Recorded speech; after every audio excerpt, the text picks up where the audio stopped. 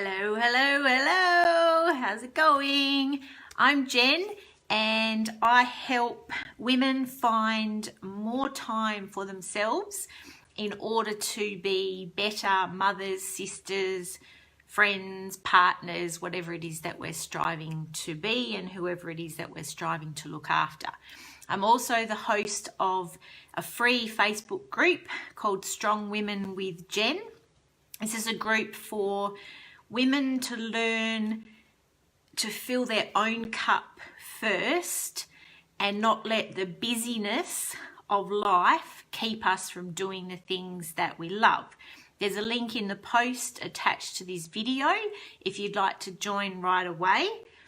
And I'm really excited today to introduce you to a brand new group that I'm hosting. It's called Highly Sensitive Extroverts.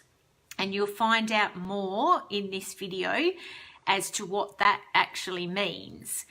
And lastly, I just wanted to draw your attention to a free guide I created. It's called Feel Fantastic in 3 Simple Steps. There's a link to download that in the post attached to this video as well. So today's topic is about highly sensitive people. Now, I came across this because I've recently been doing some research because I've just finished, well, almost finished reading the book Quiet by Susan Cain. And that book it's predominantly for introverts because we live in a extrovert focused society. Western society is very extrovert focused. So the book Quiet is predominantly for introverts, but it is valuable for introverts and extroverts because it just talks about the fundamental differences between us and just helps us better understand each other. And high sensitivity came up in this book, and I found it a really interesting topic because it adds another dimension to the introvert-extrovert scale. And some people also refer to highly sensitive people as empaths, which is not 100% accurate. Like, they're not exactly the same thing. There are some differences, so I'm going to call them highly sensitive people. And this topic is particularly interesting when you discover that most highly sensitive people are introverts, but there are a few, me included, who are extroverts. In fact, only a few, because it's only about 6% of the population are highly sensitive extroverts. Now, this is a question for those of you who think maybe you are a highly sensitive person. Have you ever made other people uncomfortable because of your strong emotional reactions to things? If you have, you might be a highly sensitive person. I know myself, I'm surrounded by non-sensitive, particularly men in my life, and in particular my dad, my brother, and Warren, my other half, and the number of times where they don't understand or they get a little bit freaked out by my, some people would say, over the top reactions and emotions. And I'm only just starting to learn and understand that that's just me because I fall into this category of highly sensitive people. So what do we mean by highly sensitive people? So I've got a couple of questions which would help you determine if you fall into this category.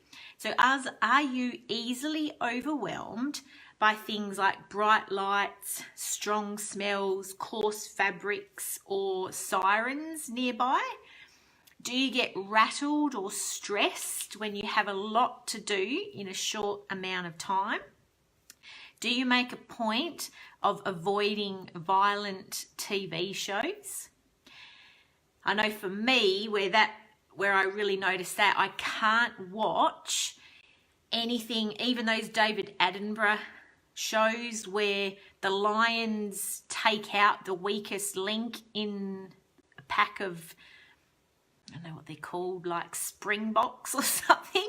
I just can't handle watching them because it freaks me out. Any sort of video on Facebook to do with animal torture, I cannot watch it. Freaks me out.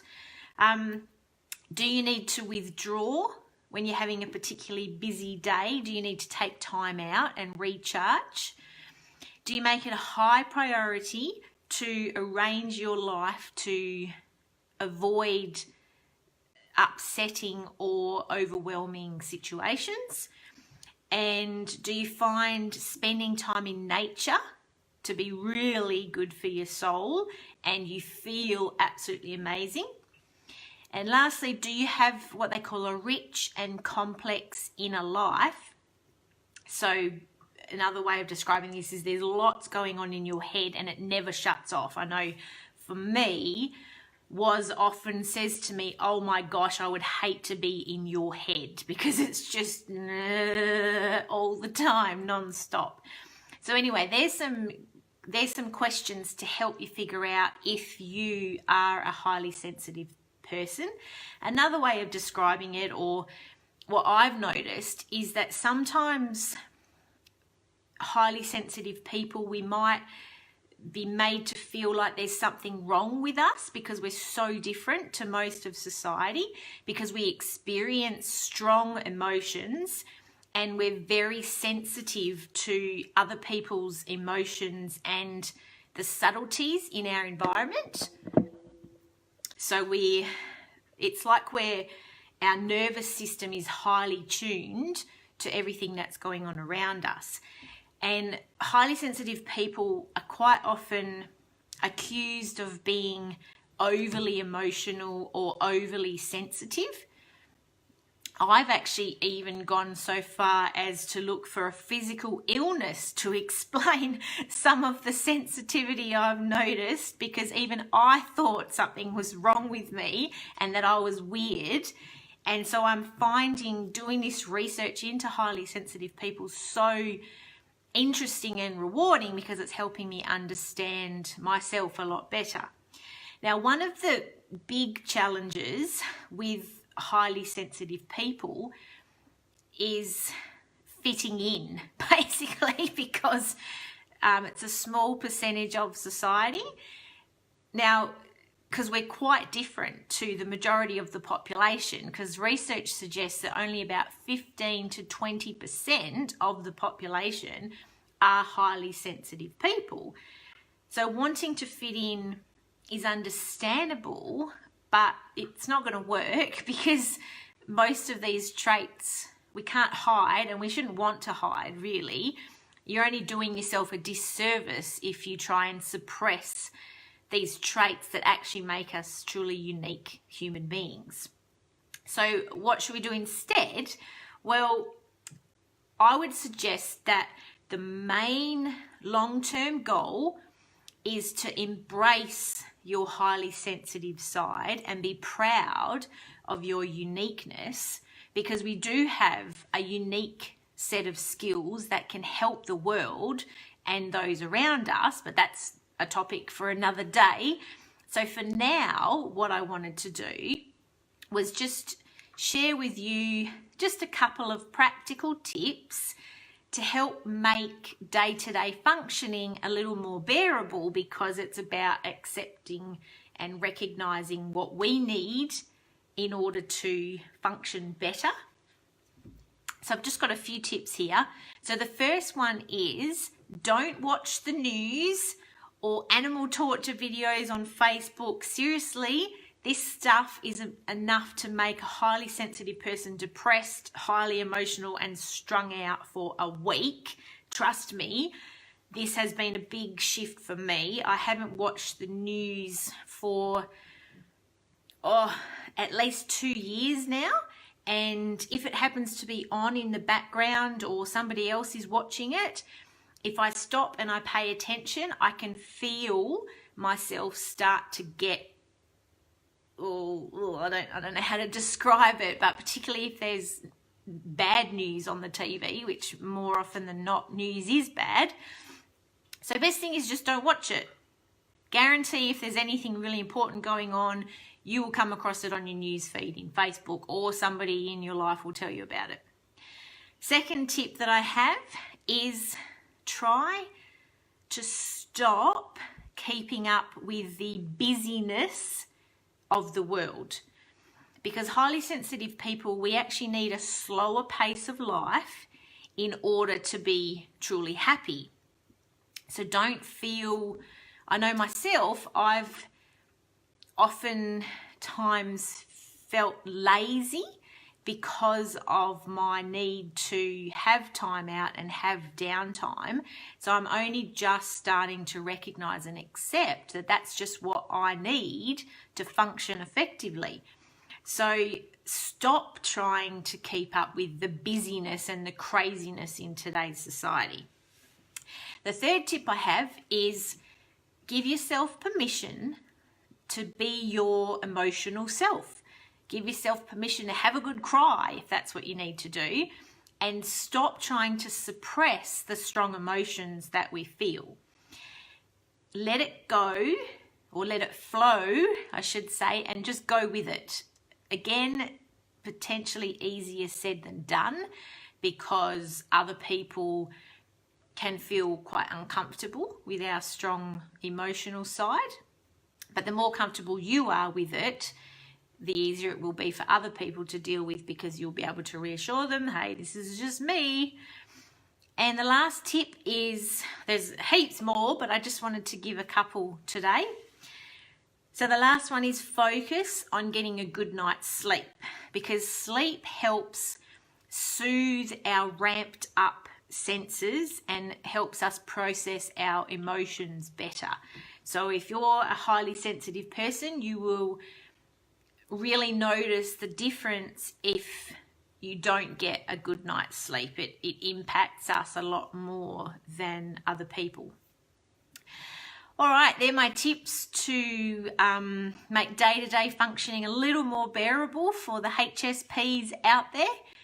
And lastly, I just wanted to finish today's video with a challenge. And my challenge to you, whether you think you're a HSP or not, my challenge is to get to know and discover a little more about who you are. So the first thing I would suggest you do is head over to personalityhacker.com to discover your Myers-Briggs personality type. This will give you a 4-letter code, which is basically your unique personality. And the first letter will be an I or an E, and that basically lets you know whether you're an introvert or an extrovert.